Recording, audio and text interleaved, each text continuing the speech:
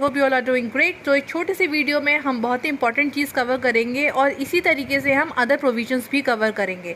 So what you need to understand कि जितनी भी मेरी वीडियोस रहेंगी वहाँ आपको एक तो चेंजेस बताऊंगी, साथ साथ में सीआरपीसी का पैरेलल प्रोविजन।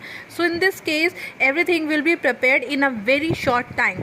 तो आ जाते हैं अब यहाँ पे हम देख रहे हैं मेडिकल एग्जामिनेशन की। तो तुम्हें ये ध्यान में रखना है कि स्टार्टिंग के जो दो सेक्शंस है वो हमेशा हमेशा अक्यूज्ड के मेडिकल एग्जामिनेशन की बात करते हैं। एक तो जनरल अक्यूज ले लो 51 में, फॉर एग्जांपल ओवर हेयर 52 में अगर हमने देखा जाए तो हमने बात करी है रेप अक्यूज के मेडिकल एग्जामिनेशन की।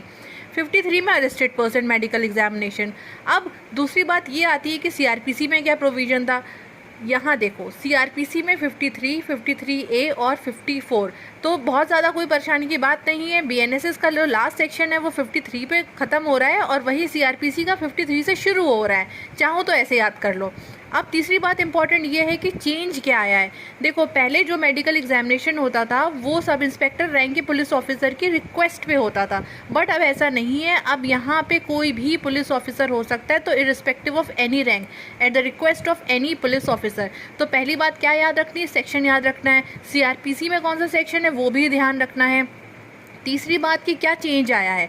अब 53 में जो अरेस्टेड पर्सन है उसके मेडिकल एग्जामिनेशन में छोटी सी बात ये ध्यान में रखनी है कि जो भी उसकी मेडिकल की जो कॉपी आएगी एग्जामिनेशन की वो तुम अरेस्टेड पर्सन को फॉरवर्ड कर दो या फिर उसके द्वारा नॉमिनेट करे गए किसी भी पर्सन को। उसको भी तो पता होना चाहिए क्या मेडिकल एग्जामिनेशन हुआ है, उसका क्या रिपोर्ट में क्या आया है।